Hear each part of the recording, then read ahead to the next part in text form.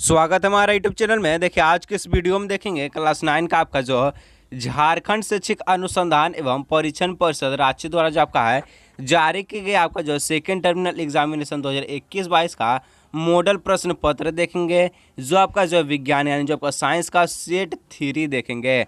Set ए से पहले 1 2 जो आपका अपलोड हो चुका है। अगर उसे ना देखे तो डिस्क्रिप्शन में लिंक दिया है, जाकर देख लीजिएगा। और इस वीडियो के अंत तक जरूर बने रहिएगा और अपने सभी दोस्तों के साथ इस वीडियो जरूर शेयर कीजिएगा। और चैनल पर पहली बार आए तो चैनल को सब्सक्राइब करके साथ ही बेल आइकन को प्रेस कर नोटिफिकेशन को ऑन कर दीजिएगा। तो चलिए वीडियो को स्टार्ट करते, वीडियो पर अंत तक बने रहिएगा।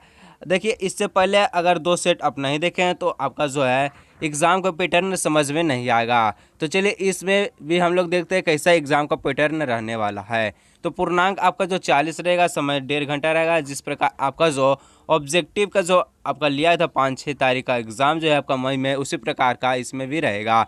तो इसमें समान निर्देश दिया गया कि परीक्षार्थी जो अपना यथासंभव अपने शब्दों में उत्तर दे। मतलब कि आपको जो है एग्ज़ाम सेंटर में अपने शब्दों में उत्तर देना है जो आपको समझ में आता है। कुल प्रश्नों की संख्या आपको 19 रहने वाला है। और जो है 1 से 7 तक जो प्रश्न आपका रहेगा, 1 से 7 तक जो आपका वेरी शॉर्ट रहेगा यानी अति लघु उत्तरीय प्रश्न रहेगा, जिसमें 5 का उत्तर देना है, जो कि एक प्रश्न का आपका जो 2 नंबर दिया जाएगा। उसी प्रकार आपका जो शॉर्ट में पूछता कि शॉर्ट में क्या कि देखिए शॉर्ट में भी आपका जो 7 प्रश्न पूछेगा, जिसमें 5 प्रश्नों का उत्तर देना है। और एक प्रश्न का अधिकतम संख्या कितना होगा, 3 नंबर, यानी एक प्रश्न में आपको 3 नंबर दिया जाएगा। वहीं बात करते हैं आपका लॉन्ग का, तो लॉन्ग में क्या होता है, लॉन्ग में 5 प्रश्न पूछेगा, 3 प्रश्न का उत्तर देना है। और इसमें जो आपका नंबर रहेगा, एक प्रश्न को 5 नंबर दिया जाएगा। तो इसी प्रकार कुल आपका जो है यहाँ से 40 नंबर यहाँ से पूरा होता है सब्जेक्टिव प्रश्न का। तो ऐसा पैटर्न आपका एग्जाम में रहने वाला है। तो चलिए इसका देखते हैं क्वेश्चन आंसर की तरफ हम लोग। तो देखिए सबसे पहले क्या है, सबसे पहले सेक्शन ए में क्या है, पूछा है कि किन्हीं 5 प्रश्नों के उत्तर दीजिए। मतलब 7 प्रश्न रहेगा वेरी शॉर्ट में, जिसमें आपको जो 5 प्रश्नों को उत्तर देना है, जिसका आपका नंबर रहेगा 10 नंबर दिया जाएगा। तो यानी आपका जो वेरी शॉर्ट में 10 नंबर रहेगा। तो 10 नंबर को कैसे उठाएंगे तो चलेंगे इस वीडियो में, देखते हैं कैसे 10 नंबर आपको जो वेरी शॉर्ट में मिलता है। तो आपका पहला प्रश्न है क्या कि 1 वाट को जो आपको परिभाषित कीजिए। हॉर्स पावर और वाट के बीच संबंध बताइए। 2 प्रश्न पूछा है, 1 वाट को परिभाषित कीजिए और हॉर्स पावर जो है उसको जो वाट के बीच जो संबंध बताना है। तो दोनों प्रश्न को देखते हैं कैसा उत्तर है। तो देखिए आपका जो हो जाएगा, देखिए जब 1 सेकेंड के 1 जूल का कार्य किया जाता है तो उसे 1 वाट शक्ति कहते हैं। मतलब आपका जो सिंपल यहाँ क्या बता, तो सिंपल आपका जो जैसे वाट यानी शक्ति का आपका जो सूत्र क्या होता है, शक्ति का सूत्र होता है P बराबर क्या होता है आपका W/T। P क्या हो गया आपका शक्ति हो गया, W क्या हो गया आपका जो कार्य हो गया, T क्या होगा समय हो गया। तो देखिए आपको जो अब क्या करना है इसमें कि देखिए अगर आप जो सेकेंड को 1 लेते हैं, 1 सेकेंड लेते हैं और आपका जो कार्य भी 1 लेना है, तो आपका शक्ति क्या निकलेगा, तो शक्ति भी आपका 1 निकलेगा। यानी जो आपको सेकेंड 1 सेकेंड ले लीजिएगा और 1 जूल अगर आप लेते हैं, दोनों 1-1 लेते हो, तो इसको अगर 1-1 से काटेंगे तो क्या आंसर आएगा, आंसर आपका जो 1 ही आने वाला है। तो आपका इसमें क्या हो जाएगा, तो 1 आपका जो हो जाएगा। अगर सूत्र से पूछता तो इसी प्रकार बनाइए, कोई दिक्कत नहीं है। और दिक्कत होता है तो कमेंट में ज़रूर बताइए। और हॉर्स पावर और वाट के बीच क्या संबंध है, सिंपल है। हॉर्स पावर और वाट के बीच क्या संबंध, तो 1 हॉर्स जो आपका होता है, 1 हॉर्स पावर वो जो आपका 746 जो आपका वाट के जो है बराबर होता है। ये वाट जो इसके जो क्या होता है बराबर होता है, इतना वाट के जो है आपका जो है बराबर होता है। मतलब आपका जो 1 हॉर्स पावर 746 वाट के बराबर होता है।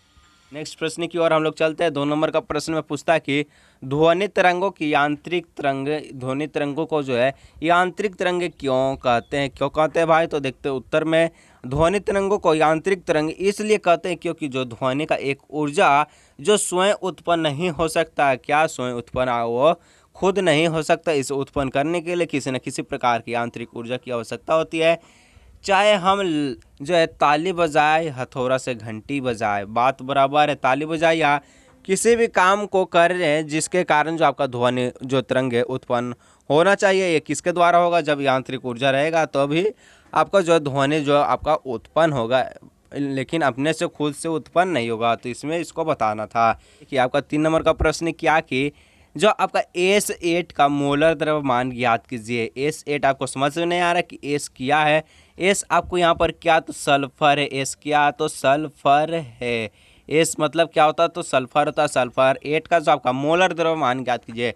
तो सल्फर का जो आपका आणविक द्रव्यमान पहले पता होना चाहिए। आणविक द्रव्यमान क्या होता है, इसका आणविक द्रव्यमान आपका 32 होता है सल्फर को, और 8 दिया यानी गुना में 8, इसको आपको जब गुना करते हैं तो इसका क्या हो जाएगा, 256 यू क्या आ गया, मोलर द्रव्यमान आ गया। नोट करिए कॉपी पर, याद करिए और याद करते जाइए।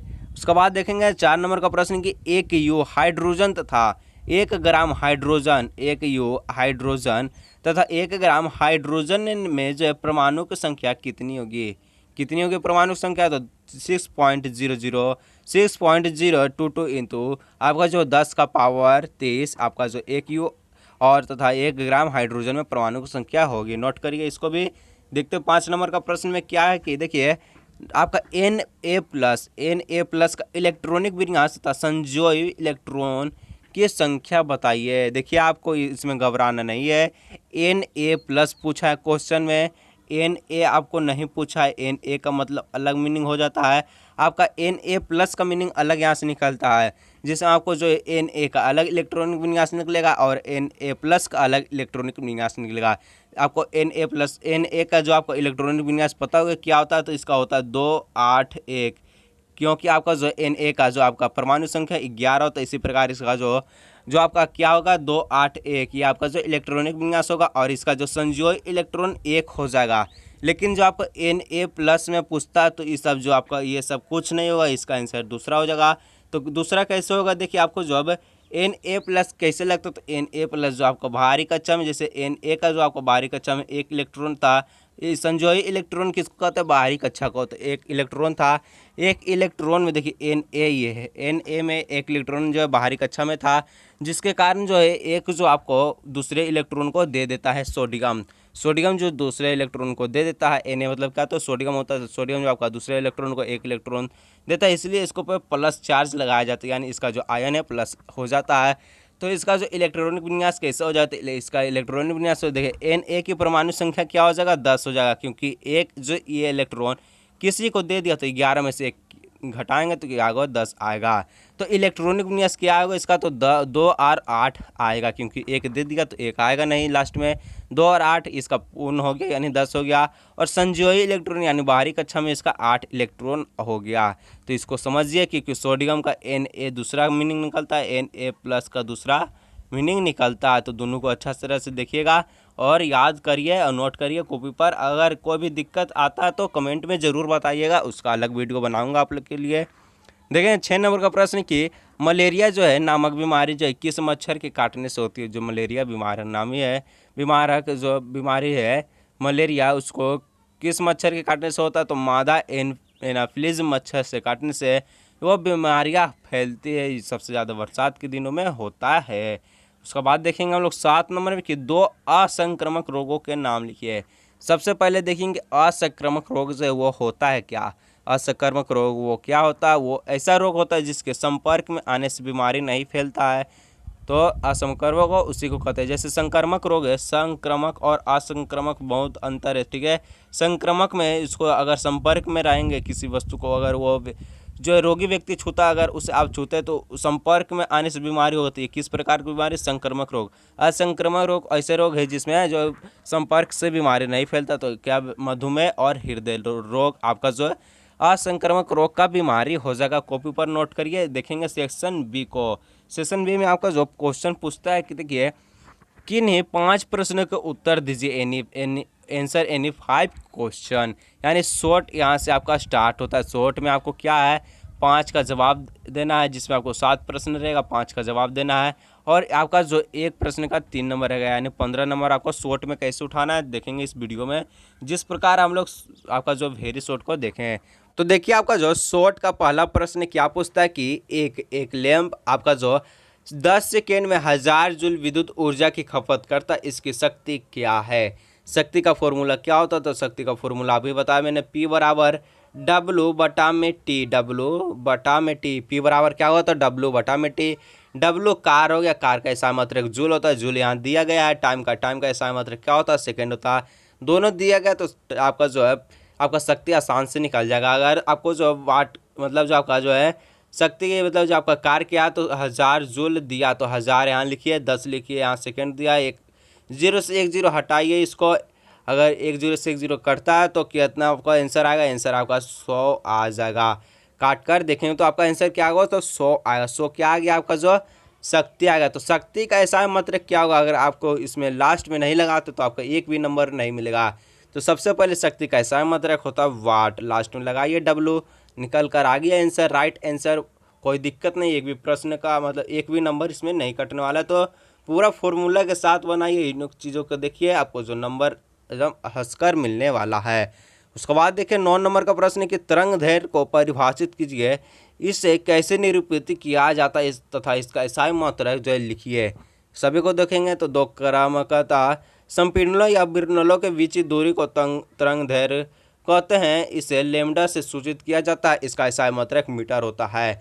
तो आपका तरंग दैर्घ्य का जो है तरंग दैर्घ्य को कैसे परिभाषित करना, तो दो क्रम का संपीड़नों या विर्नलों, देखिए आपको जो है इस प्रकार का रहता है तो इस प्रकार में आपको जो है यहाँ से यहाँ के बीच की दूरी को हमको क्या बोलना है, तो यहाँ से यहाँ के बीच की दूरी को तरंग दैर्घ्य कहते हैं, ठीक है, इसको कहते हैं तरंग दैर्घ्य कहते हैं। और इसका जो है इस किससे लेमडा यानी लेमडा से सूचित किया जाता है, यानी लेमडा इस प्रकार का साइन रहता है, उसको अच्छी तरह से देख लीजिए। मुझे भी यहाँ गड़बड़ा रहा है तो आपको अच्छी तरह से देखना है। लेमडा का जो आपका सूचित किया कैसे किया जाता है, लेमडा किस प्रकार का सिंबल होता है उसको देख लीजिएगा। एसआई मात्रक इसका मीटर होता है, यानी इसका एसआई मात्रक क्या होगा, तो मीटर होगा, इसको देख लीजिए। आंसर नोट करिए कॉपी पर, और आपको जो है इस प्रकार यहाँ समझाया भी गया। उसके बाद देखिए आपका जो 10 नंबर का प्रश्न पूछता है कि 8 ग्राम जो ऑक्सीजन में अणुओं की संख्या ज्ञात कीजिए। 8 ग्राम आपका जो ऑक्सीजन में जो आपका अणुओं की संख्या को ज्ञात करना, तो कैसे ज्ञात होगा इसको हम लोग आंसर में देखेंगे। जिस प्रकार यहाँ कॉपी पर नोट है इसी प्रकार आपको भी जो है कॉपी पर नोट करना है। तो देखिए कैसे आंसर इसका मिलता है। तो दिया गया द्रव्यमान क्या, तो 8 ग्राम दिया गया द्रव्यमान यहाँ दिया गया है। और मोलर द्रव्यमान आपका O2 हो जाएगा। O क्या, तो O आपका ऑक्सीजन है। ऑक्सीजन आपका जो 16 गुना 2 का नहीं, यानी O2 यहाँ लिखा है तो O2 में क्या होता है 16 होता है। ऑक्सीजन का और गुना में 2 है तो 16 गुना 2 क्या हो जाएगा आपका 32 हो जाता है, यानी 32 ग्राम आपका जो मोलर द्रव्यमान निकल गया। दिया गया आपका द्रव्यमान 8 ग्राम है, मोलर द्रव्यमान आपका 32 ग्राम है। आगे हम लोग देखेंगे इसका सूत्र कैसे निकलता है। सूत्र को ध्यान से देखिएगा, कॉपी पर नोट करिएगा। जिस प्रकार यहाँ कॉपी पर आपको बताया गया उसी प्रकार कॉपी पर नोट करिए, दिमाग में हटाइए, आंसर को मिलेगा। अणुओं की संख्या बराबर क्या होगा, तो दिया गया द्रव्यमान बटा में मोलर द्रव्यमान गुना में क्या हो जाएगा अवोगाड्रो संख्या। इसको ध्यान में रखना है ये सूत्र को। तो देखिए अणुओं की संख्या बराबर क्या हो जाएगा आपको जो 8 बटा में 32 हो जाएगा। 8 बटा में 32 दिया गया द्रव्यमान कितना है, तो 8 ग्राम है। और आपका जो मोलर द्रव्यमान यानी 16 गुना 2 32, यानी जो आपको 32 क्या ऑक्सीजन आपका जो मोलर द्रव्यमान 32 है। अगर आप इसको गुना अवोगाड्रो नंबर से कहता है 6.022 इंटू 10 का पावर 23 से, तो आपका जो है देखिए यहाँ से आपको काटना है तो आपको 8 चौक 32 आता है, यानी 1 बटा में 4 आ जाएगा गुना। अवोगाड्रो संख्या करेंगे तो आपका आंसर क्या है, तो 1.505 इंटू 10 का पावर 23 आपका आंसर आ जाएगा। देख लीजिए बनाकर, नहीं विश्वास है तो और कॉपी पर जरूर नोट करिएगा इसी प्रकार। और एग्जाम में भी इसी प्रकार एकदम लाइन बाय लाइन लिखिएगा, फुल नंबर मिलने वाला है। देखिए 11 नंबर का प्रश्न है कि आपका कि निम्नलिखित के द्रव्यमान ज्ञात करे following find the mass of the flowing. निम्नलिखित द्रव्यमान को ज्ञात करें तो 5 मोल जो है आपका जो नाइट्रोजन परमाणु 5 मोल नाइट्रोजन परमाणु को आपको क्या करना, द्रव्यमान को ज्ञात करना। तो देखेंगे इसका आंसर, इसमें 2 प्रश्न पूछा गया है। तो देखिए आपका जो उत्तर क्या हो जाएगा 11 का ए का उत्तर के मोल संख्या आपका जो 5 दिया है। यहाँ आपको कलर चेंज दिख रहा है क्योंकि इस प्रकार ये कॉपी है, इसमें कलर आपको दिखना चाहिए, इसी प्रकार से कलर को चेंज किया गया है। तो आपका मोल संख्या 5 है। नाइट्रोजन का मोलर द्रव्यमान 14 ग्राम है, इसको देखिए ध्यान से देखिए। और मोल संख्या आपका क्या दिया गया द्रव्यमान बटा मोलर द्रव्यमान, और मोल संख्या आपका 5 यदि दिया गया है और तो आपको क्या निकालना, दिया गया द्रव्यमान निकालना है। तो एम छोटका एम निकालना है, आपको बड़का एम दिया गया, यानी मोलर द्रव्यमान आपको बड़का एम दिया गया, बड़का एम आपका 14 है। और 14 गुना में 5 करेंगे तो क्या आपका आ जाएगा 70 ग्राम आ जाएगा। 70 ग्राम आपका क्या आ गया, तो आपका द्रव्यमान आ गया 5 मोल नाइट्रोजन का।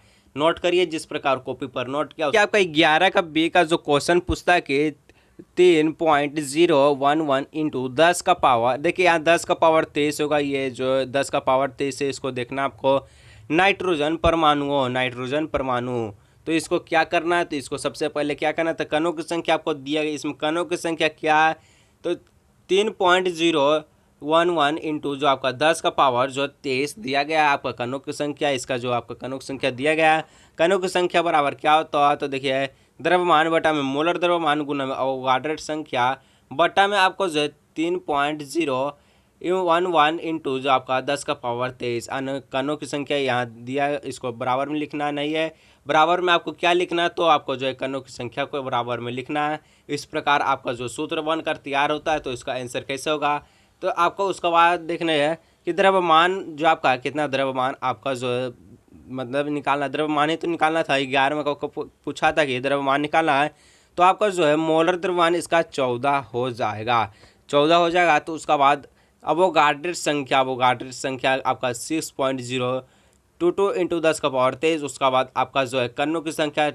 जो है 3.011 इंटू 10 का पावर 23 हो जाएगा। तो इसको सॉल्व करेंगे, तो सॉल्व करने पर क्या आएगा, तो देखिए द्रव्यमान को अगर हम लोग जो है इधर आपका जो है कणों की संख्या को ऊपर रखना है और अवोगाड्रो संख्या को नीचे रखना है और आपका मोलर द्रव्यमान को यहाँ गुना में रखना है, उसका बाद आंसर क्या आएगा, तो 7 ग्राम आएगा। यदि इसको आप काटते हैं तो किस प्रकार कटेगा, ये एक बार मतलब 2 बार में ये कटेगा, 2 इंटू 10 का पावर 23, ये 10 का पावर 23 से ये भी कट गया, तो 2 आ गया, 2 से ये 7 बार में कट गया, तो 7 आपका जो 7 ग्राम क्या आ गया, द्रव्यमान आ गया। आपका जो 12 नंबर का प्रश्न पूछता है कि देखिए 12 नंबर में क्या पूछता है कि किसी तत्व जो आपका किसी तत्व के परमाणु में जो आपको 11 प्रोटॉन दिया गया, 12 न्यूट्रॉन दिया गया है, उस परमाणु का परमाणु संख्या, द्रव्यमान संख्या और संयुक्ता निकालना, यानी आपका प्रोटॉन 11 है, न्यूट्रॉन 12 है, जिसमें आपको परमाणु संख्या निकालना है, द्रव्यमान संख्या निकालना है और संयुक्ता निकालना है, जिसमें क्या है कि 11 आपका प्रोटॉन है, 12 न्यूट्रॉन है, किसमें आपको जो है इसमें आपको परमाणु संख्या, द्रव्यमान संख्या और संयुक्ता निकालना। चलिए इसका आंसर की तरफ चलते हैं। कॉपी पर नोट करिए, जो इस प्रकार यहाँ आपको जो है कॉपी पर लिखा हुआ मिल रहा है, इसी प्रकार आपको कॉपी पर नोट करना है। तो देखिए 12 का क्या आंसर हो जाएगा, प्रोटॉन आपका 11 न्यूट्रॉन 12 है, तो परमाणु संख्या क्या होता है, परमाणु संख्या बराबर क्या होता है, प्रोटोनों की संख्या, यानी जो आपका प्रोटॉन जितना भी संख्या होगा, प्रोटोनों की जितना भी संख्या, वहाँ आपका जो परमाणु संख्या निकल आया, तो परमाणु संख्या बराबर आपका क्या आ गया, 11 आ गया, यानी 11 आपका क्या प्रोटॉन है, देखिए प्रोटॉन आपका 11 है, परमाणु संख्या भी आपका 11 हो जाएगा। उसका बाद देखेंगे हम लोग द्रव्यमान संख्या को, देखिए यहाँ पर ये क्वेश्चन मार्क होना चाहिए, तो ये 12 लिखा है, सॉरी गलत है, तो यहाँ पर द्रव्यमान संख्या क्या होगा, तो देखिए द्रव्यमान संख्या बराबर क्या होता है, द्रव्यमान संख्या बराबर होता है proton plus neutron, proton plus neutron को करें तो द्रव्यमान संख्या निकलेगा। तो द्रव्यमान संख्या आपका क्या हो जाएगा, 11 और 12 को 11 और प्लस 12 को अब प्लस करेंगे तो 13 आपका क्या आ गया, द्रव्यमान संख्या आ गया 13। उसके बाद हम लोग देखेंगे संयुक्ता, तो अब हम लोग क्या लेंगे, संयुक्ता अब क्या होगा, तो देखिए आपका संयुक्ता परमाणु संख्या आपका क्या 11 दिया गया है, यहाँ संख्या लिख लीजिएगा, संख्या परमाणु संख्या आपका 11 दिया गया है, जिसमें आपको जो इलेक्ट्रॉनिक विन्यास निकालना है, तो इसका इलेक्ट्रॉनिक विन्यास क्या होगा, 281 इसका इलेक्ट्रॉनिक विन्यास हो जाएगा, क्योंकि आपका 11 जो परमाणु संख्या निकल कर आया, तो इसका अंतिम कक्ष की देखिए अंतिम कक्ष की संख्या क्या हो जाएगा, संयुक्ता जो आपका संयुक्ता 1 हो जाएगा, यानी अंतिम कक्ष की संख्या बराबर संयुक्ता आपका होता है, तो अंतिम कक्ष में 1 है, 1 इलेक्ट्रॉन है, 1 इलेक्ट्रॉन आपका संयुक्ता में 1 हो जाएगा। ये किसका, तो ये सोडियम का निकल का है, सोडियम का परमाणु संख्या 11 होता है, तो 11 उसी का है, और सोडियम का आपका जो इलेक्ट्रॉनिक विन्यास होता है 281 होता है, और उसका संयुक्ता 1 होता है, तो यानी सोडियम को लेकर चलते हैं तो आपका आंसर राइट है। अगर उसके अलावा अगर गलत लेते हैं तो आपका आंसर भी गलत होगा, तो इसको नोट करिए, कॉपी पर याद करिए।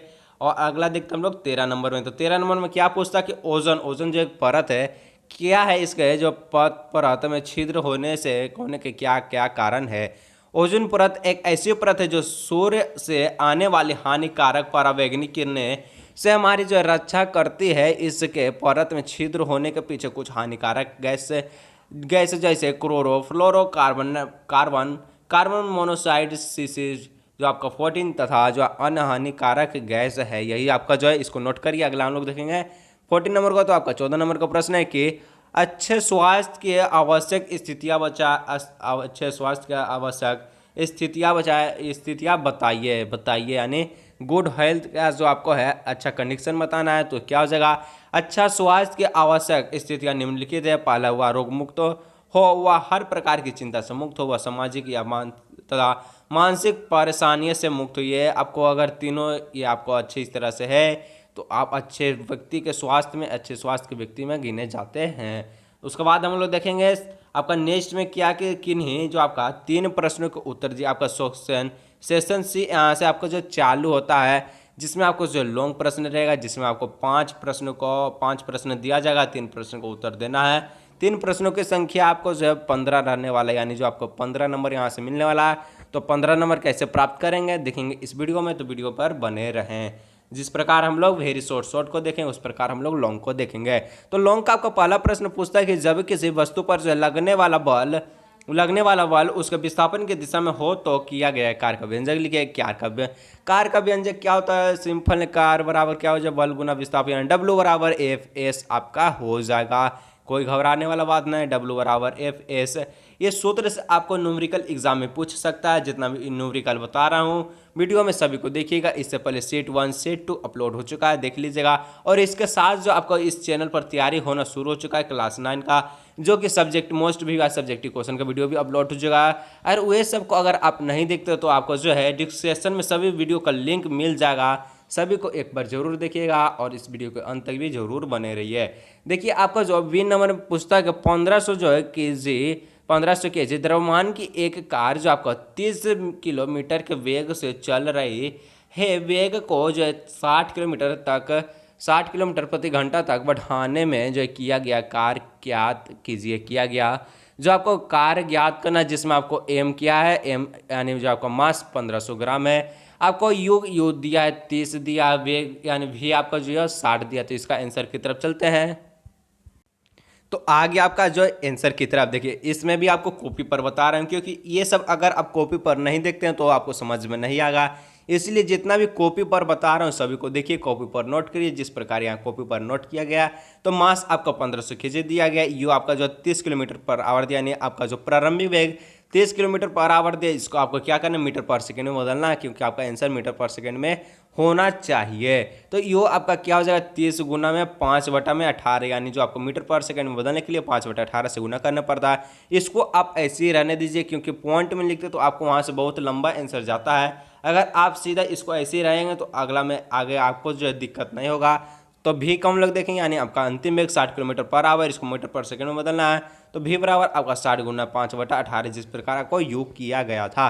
तो इसमें क्या होता है, इसमें गतिज ऊर्जा इसमें शामिल हो रहा है। इसमें क्या हो रहा है, तो गतिज ऊर्जा इसमें शामिल हो रहा है। तो इसका जो है हम लोग फॉर्मूला देखेंगे, तो इसका फॉर्मूला क्या होता है, कार बराबर क्या हो जाएगा आपका ½ mv² बराबर माइनस हो जाएगा ½ माइनस ½ mu का स्क्वायर। तो हाफ जो आपका है गुना जो आपका m के था तो 1500 था, 1500 लिख दीजिए। v कितना था, तो 60 गुना 5/18 था। तो इसको आपको स्क्वायर चढ़ाना, तो स्क्वायर चढ़ा हुआ है, इसको कर लीजिए। माइनस हाफ लिखना है आपको 1500, फिर से आपको मास लिखना है, u इस बार लिखना है, u आपका 30 गुना 5/18 था, 5/18 को आपको स्क्वायर करना है। स्क्वायर कर आपका जो जितना भी जो आपका निकल कर आएगा यहाँ आपको देख लीजिए। अगर इसको आप अच्छी तरह से गुना मल्टीप्लाई और माइनस करते हैं तो आपका आंसर क्या होगा, तो 15 जो आपका 15 62 50 आपका जूल होना चाहिए। यानी कार आपका जो है कितना होना चाहिए, 15 62 50 जूल। कार का ऐसा मतलब क्या होता है, जूल होना चाहिए। अगर आपका इतना से अधिक जाता है, इतना से कम जाता है तो कमेंट में ज़रूर बताइएगा, क्योंकि आपका राइट आंसर यही है। अगर इससे ज़्यादा अधिक जाता है तो उसका अलग से वीडियो आप लोग आपको दिया जाएगा, क्योंकि आपको समझ में आना चाहिए, क्योंकि आपको जो एग्ज़ाम में ये सब क्वेश्चन जो पूछ भी सकता है। तो उसके बाद हम लोग देखेंगे नेक्स्ट प्रश्न को। तो देखिए आपका 16 नंबर का प्रश्न क्या पूछता है कि अनुप्रस्थ तथा अनुदैर्ध्य तरंग में 3 अंतर लिखिए। इसका बाद आपका न्यूमेरिकल नहीं है, तो इसको हम लोग जल्दी ही देख लेंगे। तो अनुप्रस्थ तरंग का जो है 3 अंतर देना। तो अनुप्रस्थ तरंग के माध्यम के कण जो तरंग के संरचन दिशा की लंबवत कंपन करते हैं। अनुप्रस्थ तरंग ठोस तथा द्रवों को ऊपरी सतह पर उत्पन्न करते हैं। अनुप्रस्थ तरंग जो श्रृंग एवं गर्त के रूप में संचलित होता है, यानी ऐसे वाला जो है आपका रूप में संचलित होता है। कौन, अनुप्रस्थ तरंग, जो कि ठोस और द्रव के ऊपरी सतह में उत्पन्न होते हैं। इसको देख लीजिए। उसके बाद देखेंगे अनुदैर्ध्य तरंग को। अनुदैर्ध्य तरंग आपको है, उसके बाद है कि अनुदैर्ध्य तरंग का पहला है कि देखिए अनुदैर्ध्य तरंगों में माध्यम के कण जो है तरंग के संरचन की दिशा में कंपन करता है। अनुदैर्ध्य तरंग ठोस द्रव गैस तीनों के माध्यम में संचालित होता है। तरंग के संपीड़न एवं विलयन के रूप में जो संचालित होता है, इसको देख लीजिए, नोट कर लीजिए। उसके बाद क्या कि निम्न में संबंधित आवृत्ति का पारस क्या है। आवृत्ति का पारस दो का आपका जो क्वेश्चन है पूछता है कि, तो आपका देखिए आवश्यक ध्वनि अवश्रव्य ध्वनि क्या है, तो 20 हर्ट्ज से कम, और आपका पराध्वनि क्या है, तो 20,000 हर्ट्ज से ज़्यादा।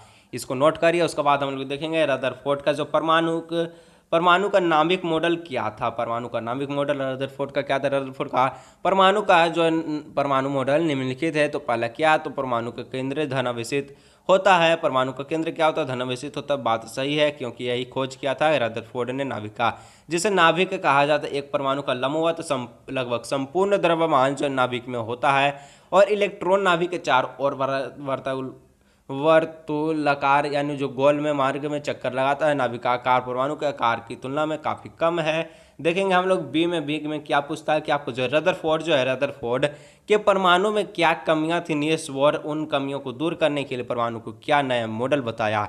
रदरफोर्ड के जो परमाणु मॉडल के अनुसार इलेक्ट्रॉन्स परमाणु के नाभिक के चारों ओर चक्कर लगाता है, जैसे ग्रह के सूर्य के चारों ओर चक्कर लगाता है, परंतु इलेक्ट्रॉन वृत्तीय कक्षा में घूमते हुए अस्थायी नहीं बने रहेंगे, क्योंकि परिक्रमा के दौरान विकिरण के रूप में ऊर्जा मुक्त करेंगे। वे नाभिक की खींचे चले जाएंगे, और नाभिक के साथ टकराने से ऐसी स्थिति के परमाणु अत्यधिक स्थिर हो जाएगा और नष्ट हो जाएगा, जबकि ऐसी बात नहीं है। यही जो आपका रदरफोर्ड का इसमें कमियां बताया गया था कि जिसको सुधारा कौन, नील्स बोर के परमाणु मॉडल ने। तो इसको हम लोग देखेंगे किस प्रकार ने वो सुधारा था। तो पहला पॉइंट उसका क्या था कि इलेक्ट्रॉन केवल कुछ निश्चित कक्षाओं में ही चक्कर लगाता है, जैसे कि LMNJ ये सूत्र इसमें दिया गया था, जिसको 2n² बोलते हैं। इसका जो फॉर्मूला दिया था। तो जब इलेक्ट्रॉन जो किसी निश्चित कक्षा में चक्कर लगाता है, तो उनकी ऊर्जा जब विकिरण नहीं होती, यानी ऊर्जा उसका घटता नहीं है। निश्चित कक्षा में चक्कर लगाता तो कहाँ से घटेगा, भले ही 1-2 इलेक्ट्रॉन अपना से सुलझा लेता, आपस में बड़ा छोटा कर लेता है। देखेंगे हम लोग 18 का बड़ा छोटा मतलब आपस में बदल देता है, उससे वो ले लेता है, उसको दे देता है। संक्रामक रोगों के फैलने से रोकने के लिए विद्यालय में कौन कौन सी सावधानियां आवश्यक है। संक्रामक रोगों से फैलने के लिए जो विद्यालय में निम्नलिखित सावधानियां आवश्यक है। खांसते व छींकते हो जाएगा, छींकते समय रुमाल का उपयोग करना चाहिए। उपयोग करके विद्यालय जो है परिसर को स्वच्छ रखकर, स्वच्छ पानी पीने का जो जल उपलब्ध कराकर, वैक्सीन का टीका लगाकर, टॉयलेट का साफ सुथरा रखकर, यही जो है आपको जो है संक्रमण रोगों को फैलने से रोकने का उपाय है। कि इसमें विद्यालय में अगर आप ये सब चीज़ों को अगर आप जो है पालन करते हो, तो आपको यहाँ से सही हो जाएगा। 19 में क्या है कि नाइट्रोजन चक्र का आलेख चित्र बनाते हुए व्याख्या कीजिए। चित्र बनाते हुए व्याख्या करना है। पहले व्याख्या देखेंगे, उसके बाद देखिए नीचे चित्र दिया गया, इसको चित्र बाद में देखेंगे। उत्तर के वायुमंडल में जो नाइट्रोजन जो 78% होता है, बहुत बच्चे से पढ़ते आ रहे सबको, वायुमंडल ही की जो नाइट्रोजन ही का मुख्य स्रोत है। वायुमंडल ही नाइट्रोजन का जो मुख्य स्रोत है, लेकिन जीव वायुमंडल की इस नाइट्रोजन को जो सीधे ग्रहण करने में असमर्थ होता है। केवल कुछ जीवाणु जो है जल व भूमि में रहने वाले नीले, हरे शैवाल तथा नाइट्रोजन स्थिरीकरण करने वाले जीव ही नाइट्रोजन का सीधे उपयोग कर सकते हैं। पौधे नाइट्रेट आयन NO3 को अमीनो समूह में जो है बदलते हैं, जिससे पौधे जमीन से ग्रहण करते हैं। पौधे से नाइट्रोजन सहक्रियकरण शाकाहारी प्रणालियों और जो है उन मांसाहारी प्रणालियों के शरीर में पहुँचते हैं। जल एवं भूमि में उपस्थित जो आपका नाइट्रोजन का मुख्य स्रोत है। पौधे नाइट्रोजन का अवशोषण करके उन्हें जो आपको अमीनो अम्ल तथा जो आपका प्रोटीनस में बदल देता है। उसके बाद क्या आता, तो जिन्हें प्रणाली ग्रहण करते हैं। मृत पौधे व जंतु के शरीर में स्थित नाइट्रोजनी कार्बनिक पदार्थ तथा उत्सर्जित पदार्थों पर जीवाणु क्रिया उन्हें जो पुनः नाइट्रोजन में बदल देते हैं, जिन्हें पौधे पुनः ग्रहण करते और इस चक्र को पुनः जो चलाता है। तो इसका जो है इसमें बताया जिस प्रकार को चित्र से समझना है, तो चित्र में देख लीजिए आपको। तो देखिए इसमें चित्र थोड़ा धुंधला दिख रहा है। अगर आपको बुक है NCERT का, तो उसमें चित्र दिया है, उसमें से आप देख लीजिए कि कैसे वायुमंडलीय नाइट्रोजन से लेकर जो आपको वायुमंडलीय नाइट्रोजन का जीवाणु एवं नीले, हरे शैवाल तथा स्थिरीकरण से जीवाणु द्वारा स्थिरीकरण नाइट्रोजन को नाइट्रोजनल यौगिकों में परिवर्तित करना, मिट्टी में उपस्थित नाइट्रोजन की यौगिक यौगिक से पौधे द्वारा अवशोषण, जंतु द्वारा जो पौधे को खाना देना, उसके बाद उत्सर्जन जो है जीवों को मृत्यु के द्वारा उत्पन्न नाइट्रोजन का अवशिष्ट करना, यही जो आपका जीवाणु द्वारा नाइट्रोजन जो है यौगिक का गैस जो है नाइट्रोजन में परिवर्तित करता है। इसी प्रकार आपका जो है साइंस का तीनों सेट यहाँ से कंप्लीट हुआ। इससे पहले A1 2 दोनों सेट आपका अपलोड हो चुका है, दोनों को देख लीजिए, वीडियो का लिंक दिया गया है डिस्क्रिप्शन में। और इसके साथ जो आपको मोस्ट VVI सब्जेक्टिव प्रश्न का सभी वीडियो का सभी सब्जेक्ट का लिंक दिया गया, उसको भी कहाँ दिया तो डिस्क्रिप्शन में लिखा है, सभी को देख लीजिएगा। तो चलिए मिलते हैं अगले नेक्स्ट वीडियो में।